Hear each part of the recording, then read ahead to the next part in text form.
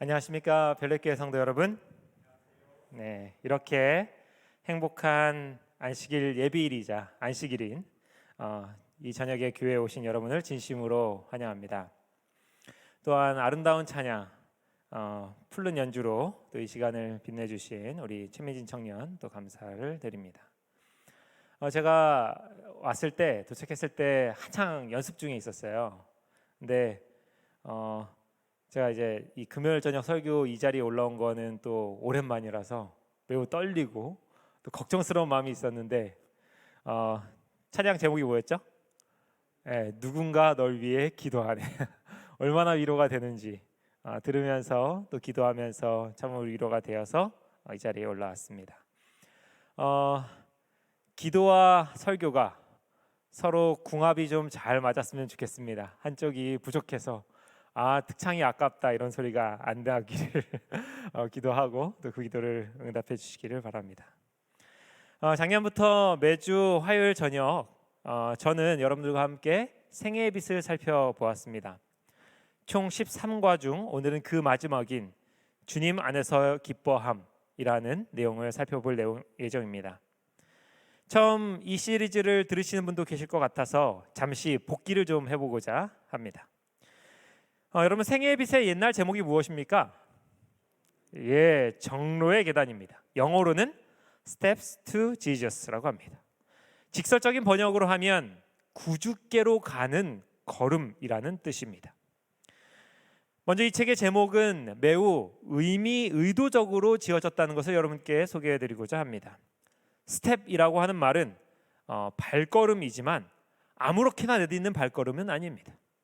이 발걸음은 모험이나 개척을 뜻하는 것도 아닙니다. 오히려 이미 있는 발걸음을 따라 밟아가는 그런 것들로 의미합니다. 우리가 이 책을 읽을 때에 우리 앞에 놓여져 있는 예수님의 발자국을 하나하나 포개어 걸어갈 수 있는 기회를 얻게 되는 것입니다. 또한 이 단어는 한글로는 계단이라고 번역되었습니다. 정로의 계단이었죠. 이와 같이 스텝이라고 하는 말은 향상을 뜻하며 또 전진을 뜻하기도 합니다. 어떻게 죄인인 내가 하나님께 나아갈 수 있을까? 나의 믿음은 과연 바로 지금 가고 있는가? 하는 모든 질문들을 대답하는 것들입니다. 저 또한 마음속에 예수님께서 나의 마음 가까이에 계신가? 어디 계신가? 하는 생각이 들 때마다 이 책을 펼쳐보곤 합니다. 이 책은 총 13장으로 되어 있습니다. 1장부터 13장까지 이렇게 쭉 있는데요. 각각의 장은 우리의 믿음의 단계 또는 여정을 설명하고 있습니다. 요한계시록 2장 5절 이하에 에베소서에 주님께서 보낸 편지에 이런 말씀이 적혀 있습니다. 그러므로 내가 어디서 떨어졌는지를 생각하고 회개하여 처음 행위를 가시라. 여기서 중요한 말씀이 있는데 뭡니까? 어디서 떨어졌는지 생각하는 것. 어디서? 이것들을 우리가 확인할 때에 이 생애의 빛이 매우 큰 도움이 되는 것입니다. 그럼 이제 우리는 이 시리즈의 마지막 방점, 신앙 안에서의 기쁨이 대체 무엇을 말하는 것인지 함께 좀 살펴보도록 하겠습니다. 저는 이번에 설교를 준비하면서 이 생애의 빛을 다시 한번 차근차근 읽어보게 되었습니다. 그러다가 13장의 제목을 보고 깜짝 놀랐어요. 아까 제목이 뭐라 그랬죠? 주님 안에서 기뻐. 저는 이 책의 저자가 엘렌 화이트이 맞다면 그녀의 모든 저작의 이 마지막 방점을 찍는 13장이 기쁨에 대해서 설교하고 있다는 사실에 놀랐어요. 특별히 이 책의 출간이 1892년에 쓰여졌음을 생각하면 이것도 매우 놀라운 일입니다. 왜 그런가? 여러분도 익히 알다시피 엘렌 화이트는 1827년에 태어났습니다.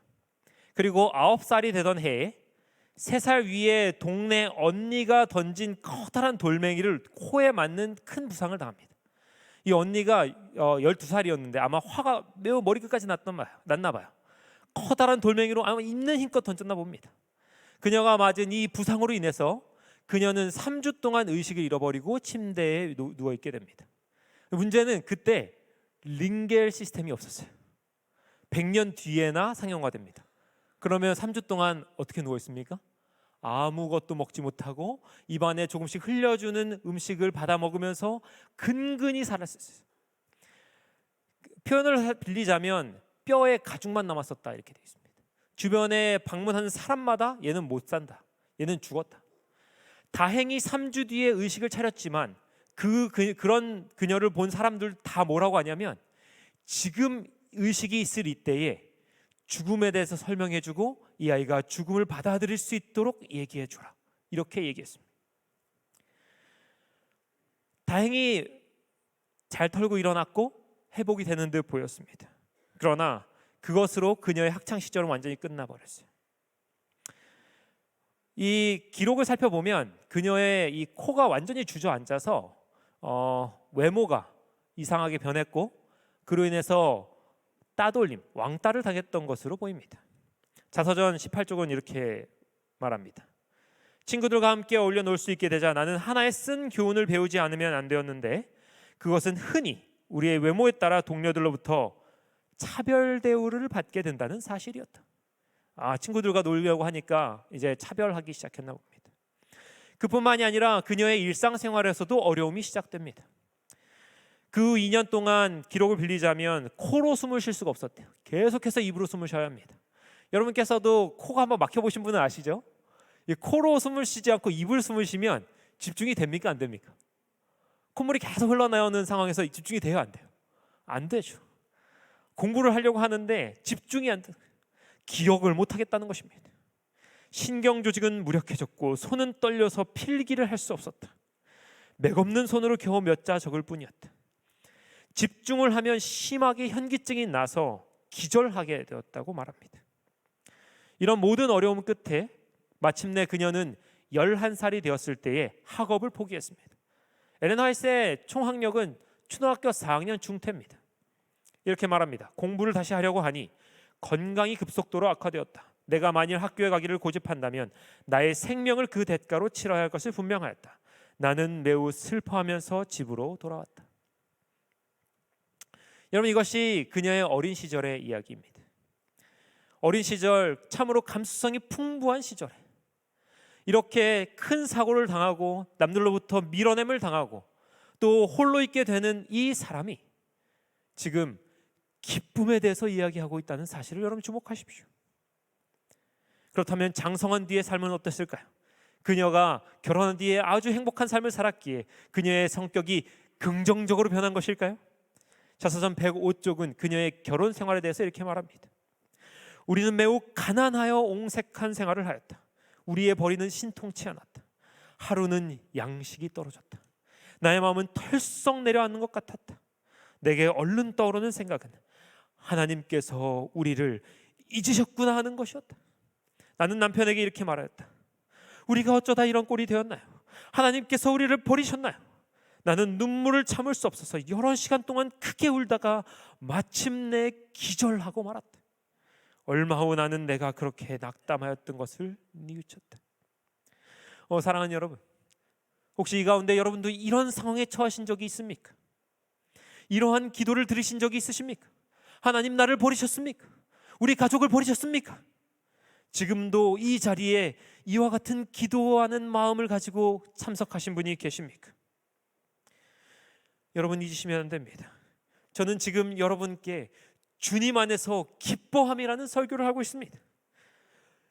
그녀가 어린 시절부터 겪었던 이 모든 일, 그리고 젊은 시절 겪었던 이 모든 고생들, 이 고생들의 끝에 그녀가 내린 결론이 무엇이라고요? 그리스도 안에서 기쁨이 있도다 하는 것입니다. 그렇다면 그녀가 말하는 기쁨은 어떤 것입니까? 그것은 분명히 슬픔 가운데서도 하는 기쁨입니다. 절망 가운데서 할 수 있는 기쁨입니다.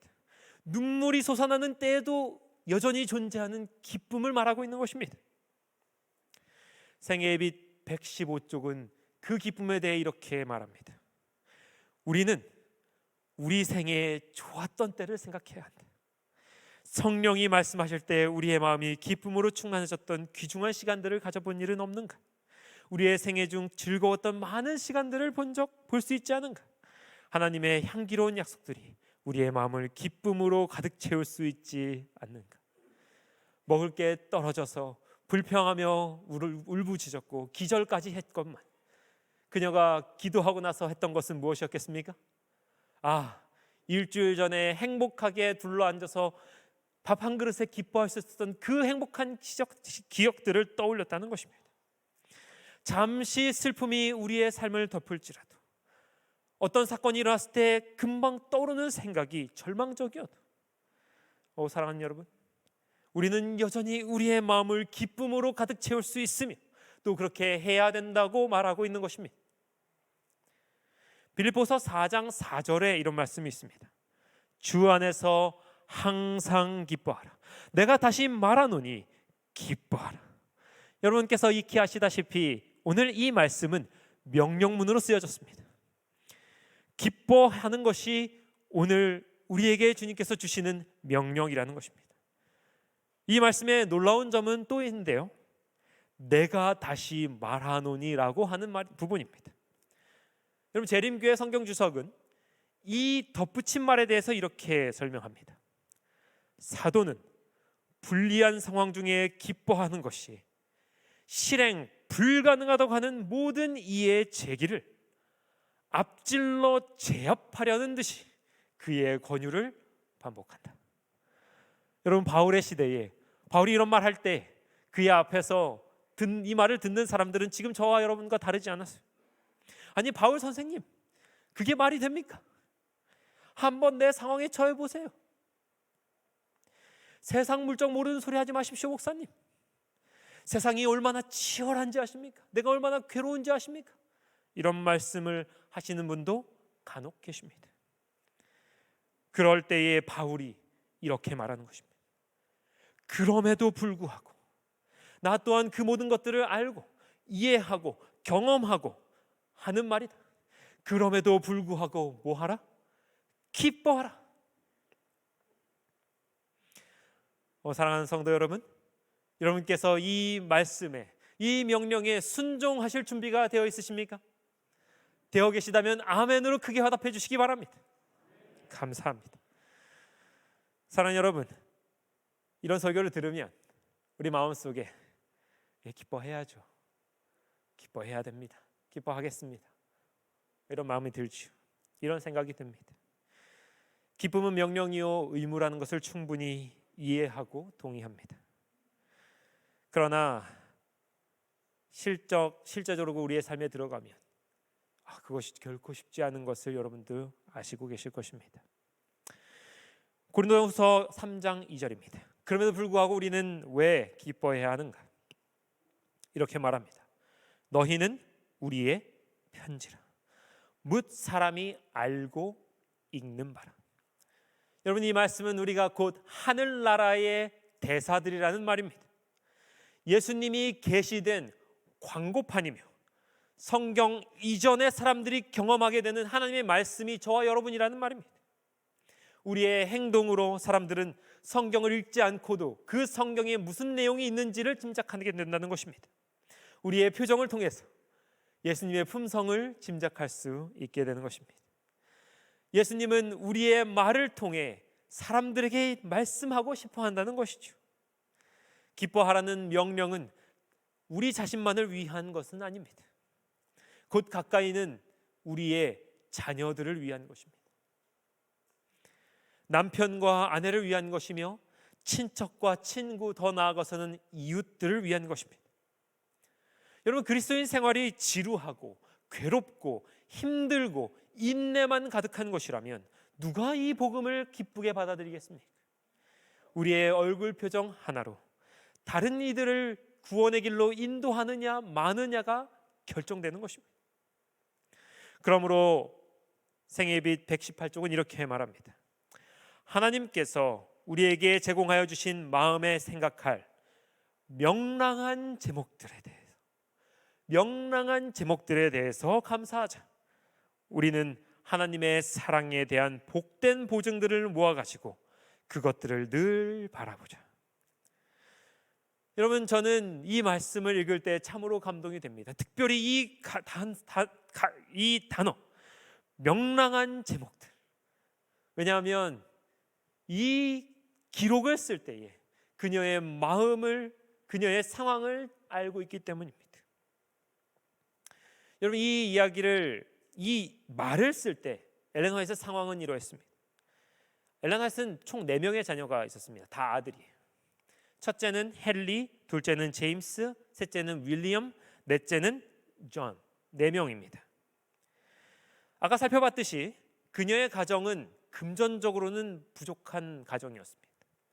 그러나 여러분, 4명이나 아이가 있으면 그 집이 얼마나 활기가 돌고, 그렇죠? 얼마나 왁자지껄하고 얼마나 시끌벅적했겠습니까? 그렇죠? 그 가정은 웃음이 있는 가정이었습니다. 1860년 여름까지는 말입니다. 그러나 곧 비극이 연달아서 그녀의 가정을 덮치기 시작합니다. 1860년 여름에 넷째가 태어났습니다. 넷째 존이 태어났는데요, 그해 겨울 3개월을 채 넘지기 100일이 채 못 돼서 이 아이가 사망하고 맙니다. 거기에 대해 자서전 165페이지는 이렇게 말합니다. 어린 허버트는 1860년 9월 20일에 출생하여 같은 해 12월 14일에 죽었다. 그 연한 가지가 부러질 때 우리의 심령이 얼마나 찢어지고 아팠는지는 자기의 귀여운 어린 자식의 뒤를 따라 무덤까지 가본 사람들 외에는 아무도 모를 것이다. 여러분, 자식은 어디에 묻는다고 합니까? 가슴에 묻는데요. 이제 막 태어난 아이, 10달을 그토록 기대하고 고대하여 배 아파서 낳은 그 아이가 생명을 잃을 때에 그 슬픔을 누가 가늠할 수 있겠습니까? 그러나 문제는 그것으로 슬픔이 그치지 않았다는 것에 있어요. 그로부터 3년 뒤 그녀의 첫째 아들, 가정의 기둥이자 어머니의 첫 번째 보물이었던 첫째 아들 헨리가 또한 병으로 죽고 맙니다. 자서전 165쪽입니다. 우리의 늠름한 헨리가 16살의 꽃다운 나이로 죽었을 때 우리는 그의 새벽 노래를 더 이상 들을 수 없게 되었다. 그 우리의 가정은 쓸쓸하였다. 나의 부모와 남은 2 자녀는 가장 극심한 타격을 받았다. 여러분, 집이 어떻게 됐을까요? 집안 분위기가 어떻게 됐겠습니까? 부모님이 아무리 자녀를, 저도 아이가 2인데요, 부모님이 제 아이가 들으면 안 되는데 아무리 자녀를 똑같이 사랑한다 해도 여러분, 마음이 누구한테 좀 더 갑니까? 솔직히 첫째한테 좀 더 가지 않습니까? 저만 그러나요? 네. 더 마음 가는 아들, 더 마음 가는 첫째, 처음 내 배에 들어왔던 그 아이가 보니까 항상 아침마다 온 가족을 노래로 깨웠던 것 같아요. 찬양으로. 그런데 그 아들이 죽은 것입니다. 그뿐만이 아니에요. 그녀의 마음에 자녀가에 대한 상처가 아물 때쯤 그녀가 가장 의지하던 남편마저 세상을 떠나고 맙니다. 252페이지입니다. 나의 남편의 죽음, 그렇게 갑작스럽고 예기치 않게 닥친 죽음의 충격은 나를 무겁게 짓눌렀다. 죽어 감겨진 그의 눈을 보고는 기진맥진한 기력마저 끊어져서 나는 완전히 탈진되고 말았다. 그녀의 몸도 정말로 아픈 고통 중에 있었습니다. 1892년 1월부터 이제 엘렌 화이트는 매우 심각한 신경염에 시달리게 됩니다. 그리고 나서 1892년 이 경험을 하고 나서 그 다음 연도에 뭐가 나왔어요? 정로의 계단이 나왔어요. 여러분, 저는 이 말씀을 준비하면서 욥이 그렇게 떠올랐습니다. 성경의 인물이요. 욥기 2장 9절에 이렇게 말합니다. 그의 아내가 그에게 이르되 당신이 그래도 당시 자기의 온전함을 굳게 지키느냐? 하나님을 욕하고 죽으라.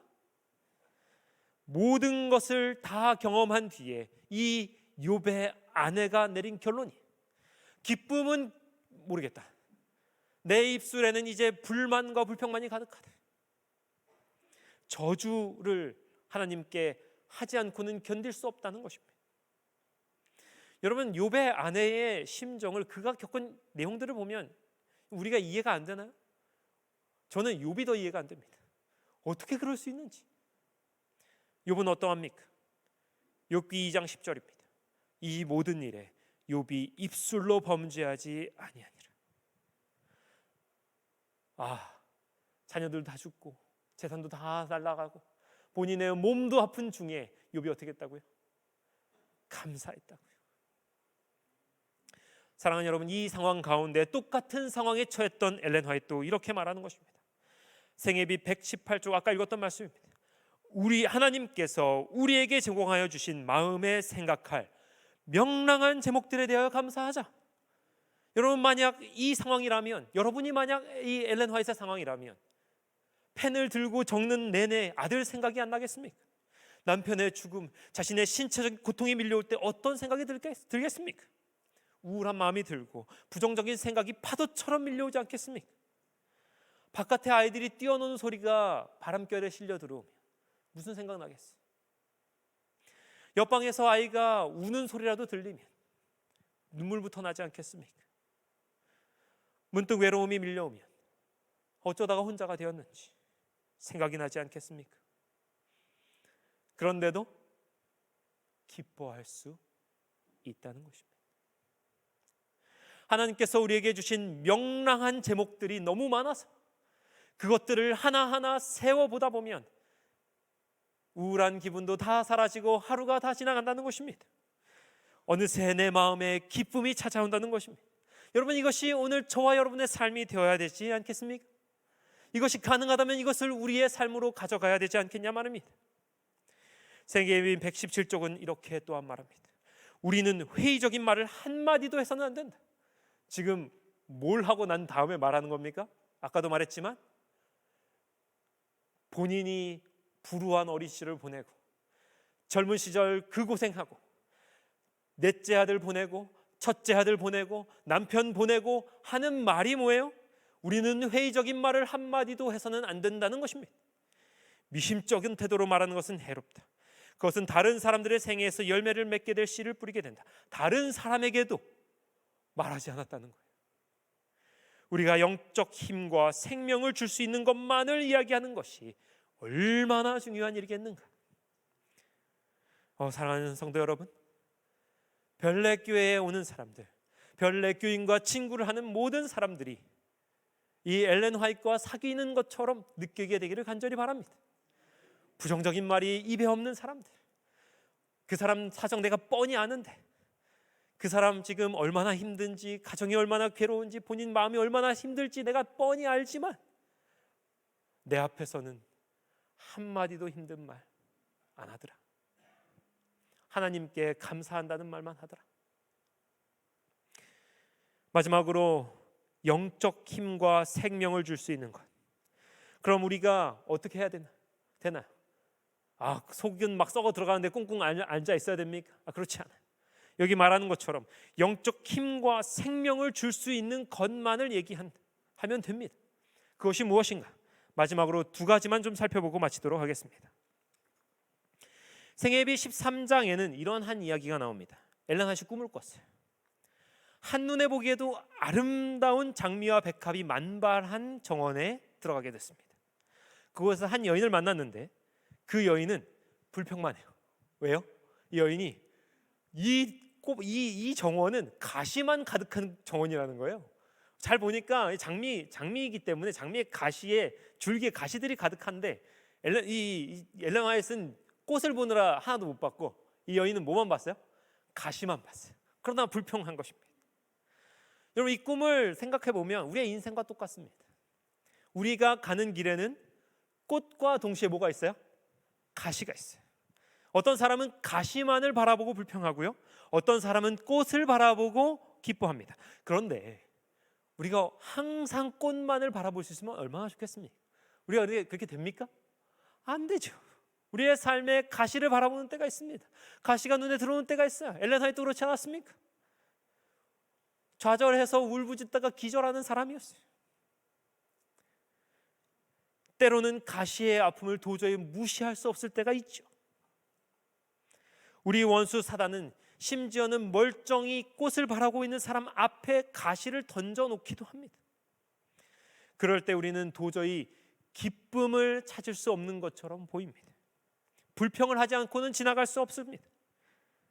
그러나 그럴 때에도 우리는 기뻐할 수 있는데, 오늘 시대의 소망 480페이지는 이러한 내용을 소개하고 있기 때문입니다. 예수께서는 앞서가신다. 하늘 가는 길은 구주의 발자취로 성별되었다. 길이 가파르고 험할지 모르지만 예수께서는 이 길로 여행하셨다. 우리를 위하여 더욱 쉬운 길을 만들기 위해 예수의 발은 억센 가시들을 내리 누르셨다. 우리가 져야 할 모든 짐을 예수께서 친히 지셨다. 사랑하는 여러분, 저는 여러분에게 오늘 다 잊어버려도 괜찮습니다. 이 한마디만 꼭 기억해 주십시오. 예수께서 그의 발로 억센 우리의 앞에 놓여있는 가시들을 다 밟아 누르셨다는 것입니다. 우리의 삶에 가시의 아픔이 있죠. 실패, 상실, 죄책감, 넘어짐 등등. 그러나 우리를 찌르는 그 어떤 가시도 본래의 날카로움을 유지하고 있지 않습니다.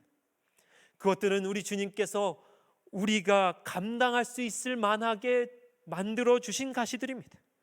그 가시의 끝의 날카로움은 우리 주님께서 이미 발로 밟아서 무디게 만들어 놓은 것들입니다. 그 날카로움은 예수님의 피로 덮여 있는 것들입니다. 감당할 만한 시험 이외에 우리에게 당한 것이 없나니, 이 말씀 고린도전서 10장 13절은 바로 이러한 경험을 저와 여러분에게 말하고 있는 것입니다. 생애비 195쪽입니다. 시련은 하나님께서 우리에게 주시는 힘보다 더 크지 않을 것이다. 사랑하는 여러분, 하나님께서 주시는 보호보다, 하나님께서 발라주시는 약보다 더 크고 더 날카로운 가시는 없습니다. 우리가 어떤 가시에 찔리든 주님께서 발라주시는 약이 그것을 커버하고도 남습니다. 우리를 감싸주시는 붕대가 그것을 감싸고도 남는 것입니다. 어떤 가시도 이길 수 있는 힘을 주시고, 그분은 모든 가시에 찔려 보셨기 때문에 그분께서는 우리의 신앙의 선배가 되시는 것입니다. 신앙의 선배요 경험자인 우리 주님과 이 간증을 오늘 이 시간 저와 여러분의 것으로 받지 않으시겠습니까? 두 번째입니다. 생애비 195쪽은 이렇게 말합니다. 지나온 과거를 돌아볼 수 있는 것처럼 다가올 미래를 생각하며 여호와께서 여기까지 우리를 도우셨다라고 말할 수 있다. 사랑하는 여러분, 과거를 아무리 살펴보아도 불우한 생각밖에, 또는 부정적인 생각밖에 드는 사람도 있을 것입니다. 지금 겪는 시험이 과거 어느 때보다 커서 과거에 있는 그 어떤 행복한 경험도 나에게 도움이 안 될 때가 있을 수 있습니다. 그럴지라도 주님께서 이렇게 말씀하고 계십니다. 미래를 생각하라. 누가복음 9장 65절 이하에 주님께서 이렇게 말씀하시는 일이 있습니다.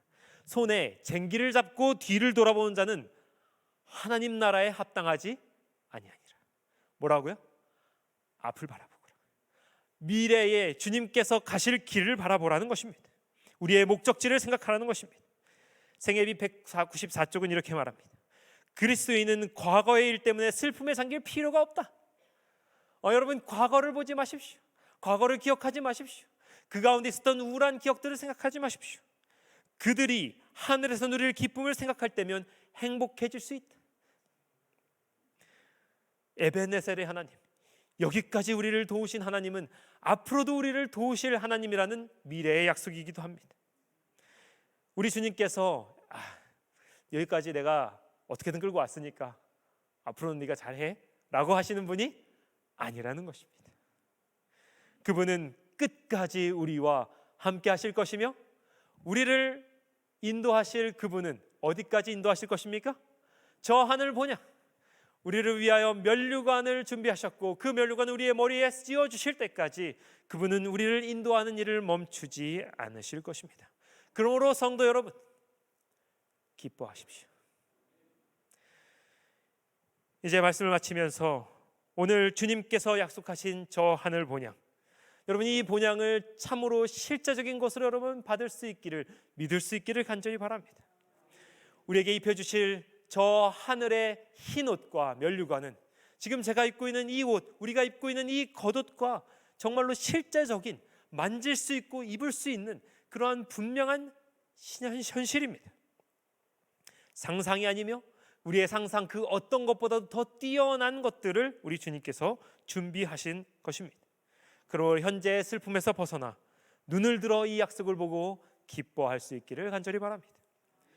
현재 또한 현재의 상황이 어떠하든지 인생의 모든 가시를 우리 주님이 이미 발로 밟아 무디게 하셨으며 또 둥글둥글하게 하셔서 우리가 능히 견딜 수 있도록 만드셨음을 잊지 마시고 기뻐하시기 바랍니다.